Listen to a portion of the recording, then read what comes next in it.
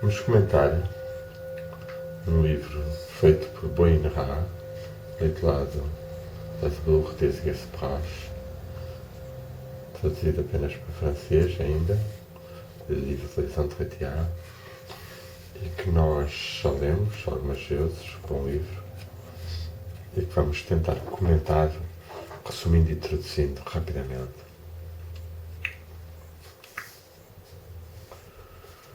Na primeira páginas surge-nos o seu testemunho, um poema. Feri brilhar mais do que uma estrela que antes de mim não tinha contemplado.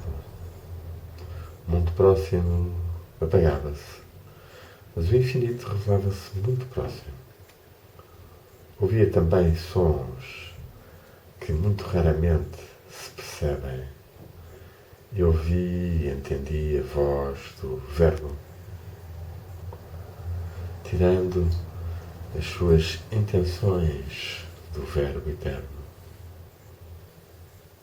Todo mestre mais antigo que eu, como irmão, agora estendia-me a mão e, de aberto os meus sonhos por fim, entrava no país da luz.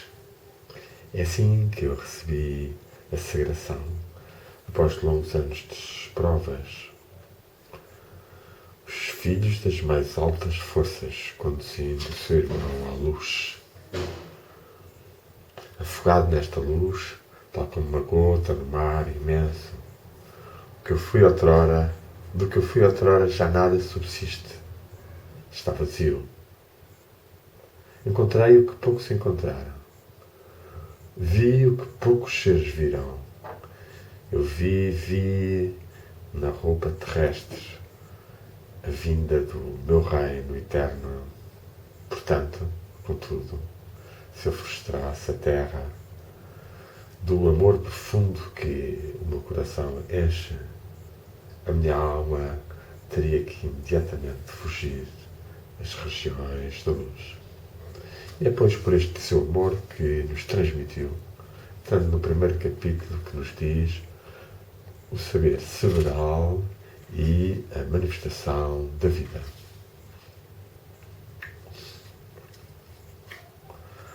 E um diálogo com o mestre diz-lhe que a verdade não é um conhecimento several, mas que, para chegarmos a ela, tens que te esforçar a sondar as manifestações da vida. Terás que penetrar no mundo da alma, o qual é inacessível aos sentidos terrestres.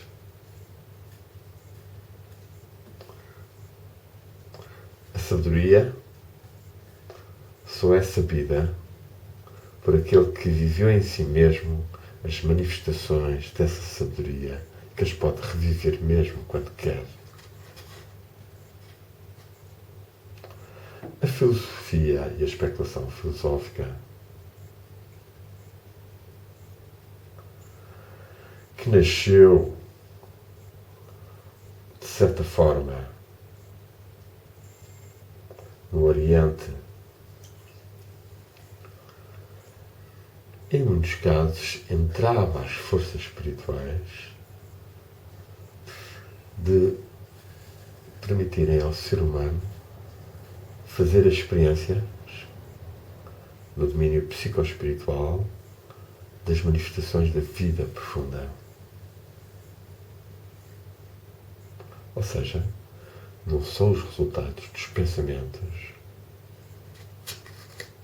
que mostram o último conhecimento da verdade. Para penetrarmos verdadeiramente até às profundas coisas, ao conhecimento último da verdade, que é viver a experiência do que é eterno. E muitas vezes as pessoas enchem de tal forma a sua cabeça que se alienam do mundo dos sentimentos, que devia permanecer familiar. Ou seja, cria órgãos de percepção cerebral tão desenvolvidos que atrofiam os outros e nasce uma espécie de sentimento de impotência quanto aos seus poderes inatos, simultâneo a um sentimento de desacordo entre os seus muitos conhecimentos e as suas possibilidades de realização. Ou seja, as pessoas viram-se frequentemente numa direção oposta à do verdadeiro fim, pois enchem-se de descobertas cerebrais e perdem o poder inato que tinham de realizar espiritualmente. E perdem também, muitas vezes, a noção da relatividade dos conhecimentos do mundo exterior ou mesmo científicos. Conhecimentos e acontecimentos, pois as leis da natureza são sempre condicionais, pois a força do espírito tem a capacidade de as modificar. E nós hoje mesmo, na ciência moderna, nas últimas investigações da física quântica, das neurociências, vamos apercebendo cada vez mais que o observador influencia a coisa observada. Ou seja, a força do espírito que está dentro de nós tem a capacidade de modificar seja as situações, seja as percepções, seja os próprios átomos e partículas, ou mesmo os domínios mais interiores do ser humano.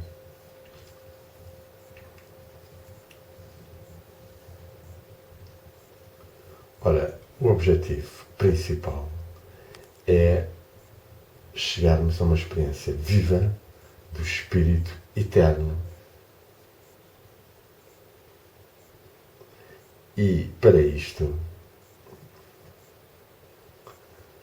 há que, de certa forma, controlar o desejo de conhecimentos exteriores, que, sendo hoje cada vez mais infinito, cada vez mais acessível até pela internet, pelas outras formas de informação, YouTube, acabam as pessoas por perder-se em buscas interessantes, com alguns conhecimentos valiosos, mas que a incapacitam depois para ter os seus momentos de recolhimento e de vivência verídica, interior e sentida do Espírito, do Reino do Espírito.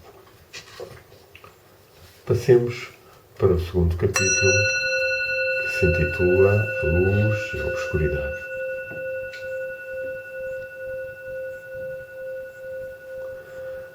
A qual ele reconta de novo esses diálogos com o seu mestre, em que lhe teria perguntado se existem ainda seres na Terra possuidores dos últimos segredos ou dos segredos mais elevados. Ora, a resposta do mestre é bem interessante e diz-nos que quem entra nos níveis mais elevados dos mestres irradiantes da Arquiluz, esse ser é obrigado por lei a irradiar tal como o Sol no espaço infinito e já não pode estar a pedir emprestada a luz a outros, o que é perdido, o que é possível, o que é permitido a um discípulo no caminho de fazer.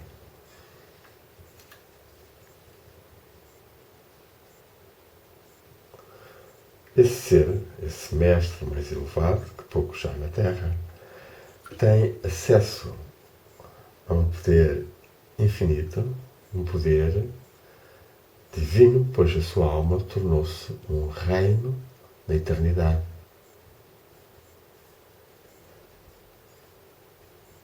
Contudo, mesmo estes seres podem cair, tombar em posições, em estados negativos e entrarem nas trevas. os príncipes das trevas, como se diz, alguns as pessoas não têm bem consciência, ainda que vejam muitas vezes seres humanos que parecem agir verdadeiramente, destrutivamente, maleficamente e que por vezes estão ligados com estes seres negativos. Assim, ele diz-nos que, de facto, inumeráveis seres humanos não duvidam que são somente marionetes desses grandes destruidores e submetidos à sua potência e influência espiritual. E isto é muito visível na cena política internacional, em que alguns países, pelas mortandades e caos que têm criado no mundo e sofrimento, são claramente marionetes de poderes negativos. E não os vamos nomear exatamente. O capítulo seguinte, intitulado A Potência do Espírito Boin-Ra, diz-nos que esta procura da nossa própria realização e do nosso próprio acesso à verdade dentro de nós deverá fazer-nos alegrar-nos com a mais ínfima parcela de sabedoria que emane do teu espírito, uma ínfima que seja, comparada até com um monte de conhecimentos aprendidos no exterior. Ou seja, tu deves constantemente ser senhor e mestre das tuas forças anímicas e uni-las sob o teu cérebro. Este, o símbolo no tarot, das cartas 3 e 4 da Imperatriz e do Imperador, que desafiam o ser a conseguir sondar as suas profundezas e encontrar as suas faculdades escondidas e se tornar senhor e mestre delas. É neste nível mais elevado que devemos nós posicionar-nos e encontrar mesmo o mestre mais sábio ou mais engenhoso que existe e que, perante a qual a sabedoria dos livros é pouca coisa em relação ao que a tua alma e estes níveis contêm.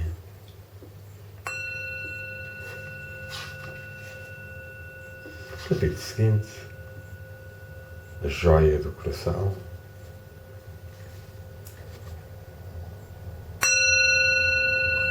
Ele diz-nos muito simplesmente que cada pessoa deve modelar a sua vida como se talha um diamante, com a sua própria substância. Deves pôr em valor a tua experiência de vida. Assim como se encastou uma pedra preciosa no bastão que lhe convém. É preciso que toda a experiência da tua vida seja polida em faces nítidas, para que elas refletam a luz do céu em formas de uma ordenação, de certo modo, geométrica. Estamos aqui a ver a ligação com os ensinamentos pitagóricos que recomendavam muito, ao fim do dia, o exame de consciência para que a pessoa conseguisse ver bem as experiências mais importantes desses dias e, no fundo, encastoá-la na joia do seu coração. É este o famoso saber de cor, saber do coração.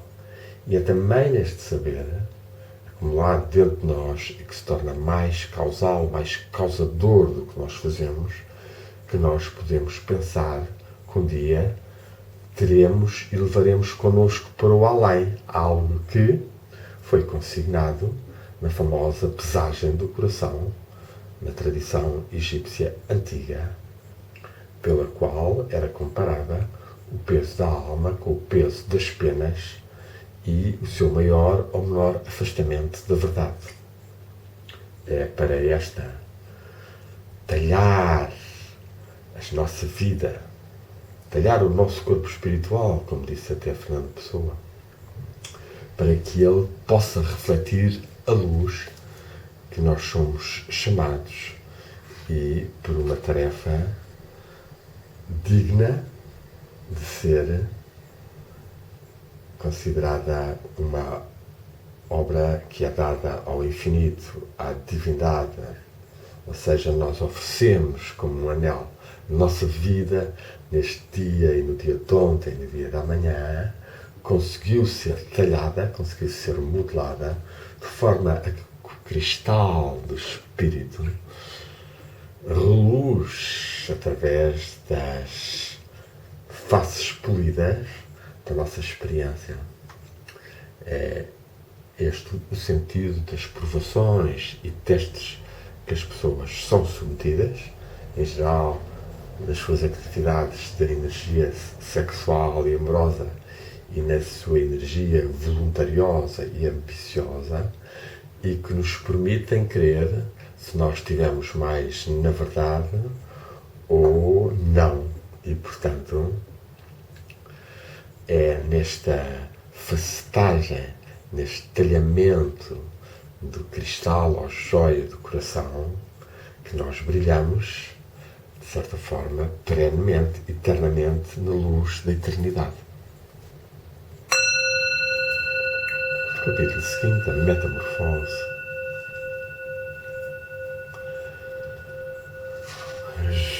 Goinhá, dialogando com o seu mestre oriental, que não sabemos bem quem foi, debruçam-se sobre a luta entre...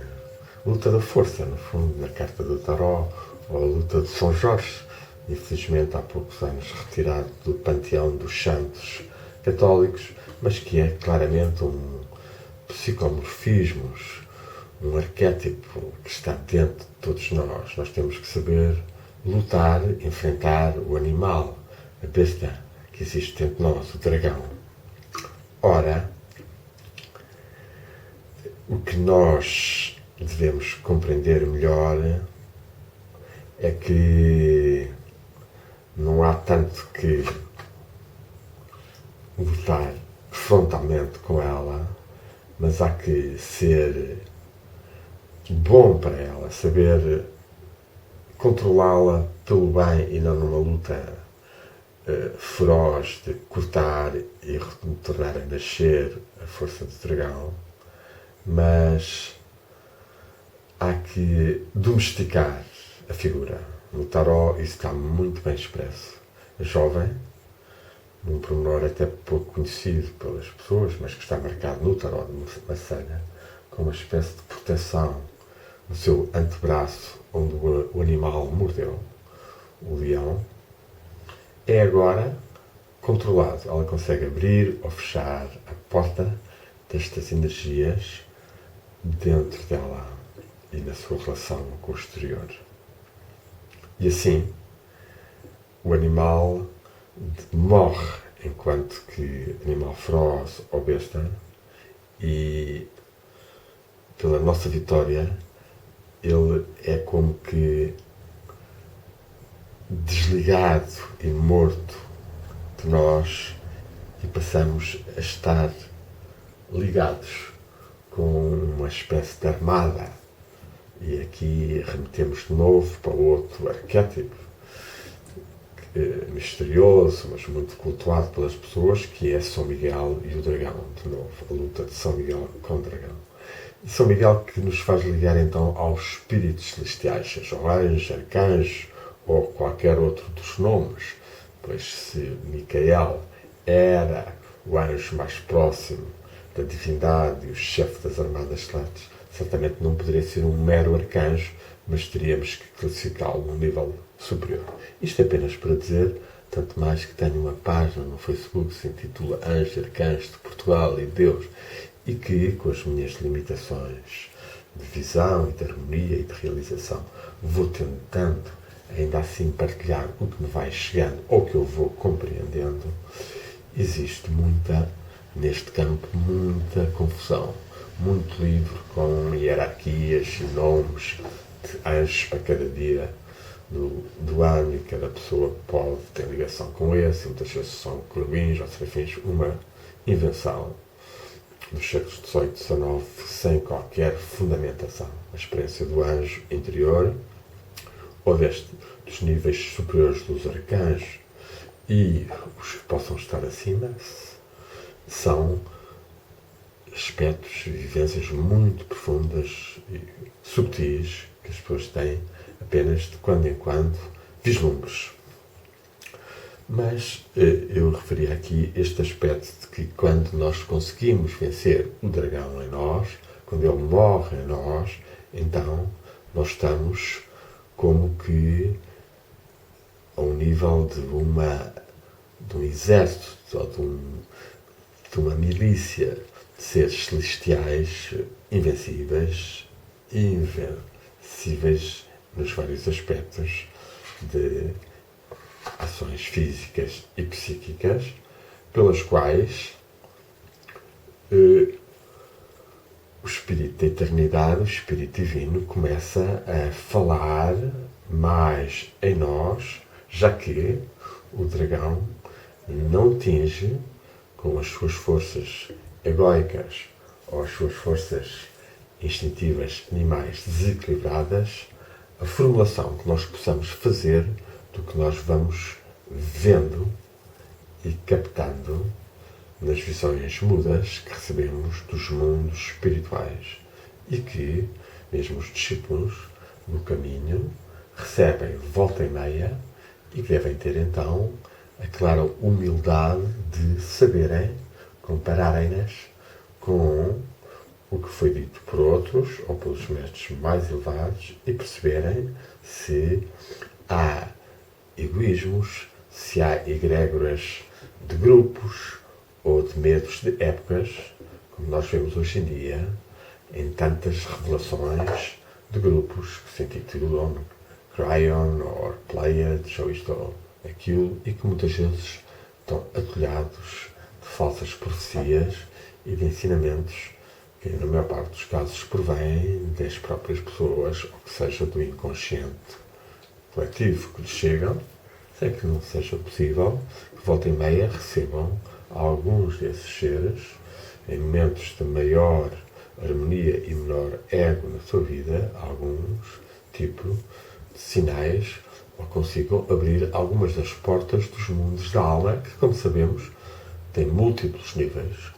Os mais elevados e luminosos e divinos, raramente e a poucos seres deixando de manifestar.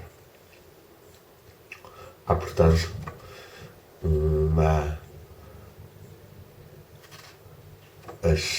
temos, portanto, uma consciência das metamorfoses a que somos exigidos de vencer, neste caso, o dragão do ego, da sexualidade instintiva desequilibrada, da ambição e da vaidade, e também que só podemos passar para palavras dentro de certos limites, devemos estar conscientes deles e segui-los. No capítulo seguinte, chamado A Conversa acerca do Íntimo Oriente,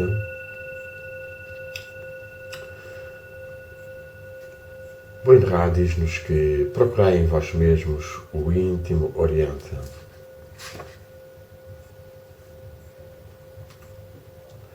E que é em nós próprios, no nosso interior, nas profundezas do nosso coração, que existe um pequeno átrio de dimensões de um grão de mostarda, ou seja, mínimo dos mínimos, que leva a uma porta também minúscula, menor que o mais pequeno grão de areia, posto a brilhar ao sol, e é por esta porta que nós devemos entrar para atingir o íntimo Oriente.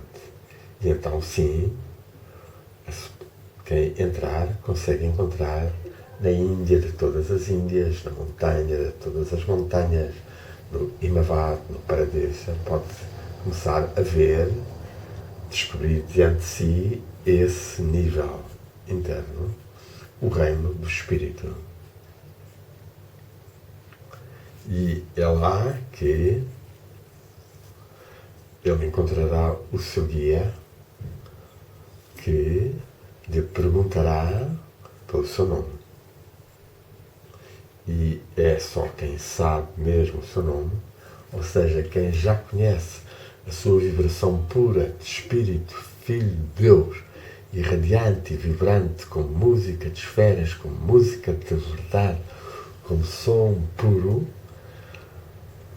que se auto-ouve a si próprio nestes níveis, que consegue responder e fazer soar o som justo que permite aproximar-se da montanha elevada.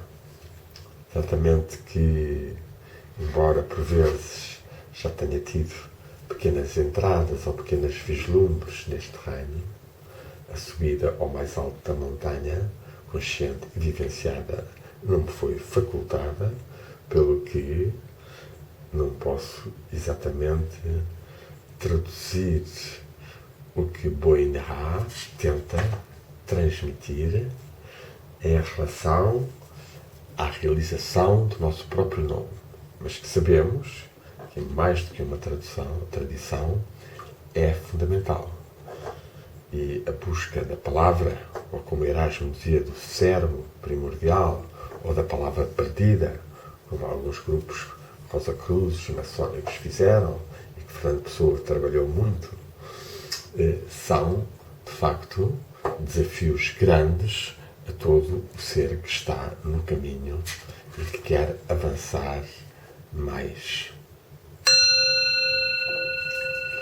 Vamos ficar aqui neste nível, meditando um pouco, silenciosamente, no nome, relacionando talvez também neste momento com a famosa frase do Mestre Jesus, onde 2 ou 3 se reunirem em meu nome, eu estarei dentro deles, no meio deles. Esta frase é das mais sagradas de todo o Novo Testamento, ou o verdadeiro Testamento do Mestre Jesus, já que o Antigo Testamento pouco tem a ver verdadeiramente com Jesus, ainda que se tenham feito muitos relacionamentos. E este nome, esta vibração, é também a tal joia do coração. Por exemplo, trabalhada na tradição budista e tibetana com o mantra Om Mani Padme Hum. A joia está no lótus do coração.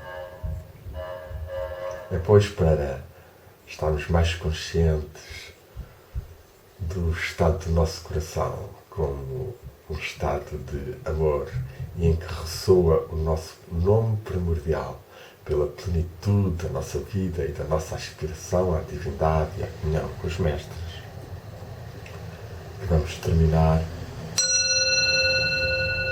este pequeno leitura e comentário dos ensinamentos de Boinha e uma aproximação ao mistério do nome, também muito trabalhado na palavra sagrada Om, se pode dizer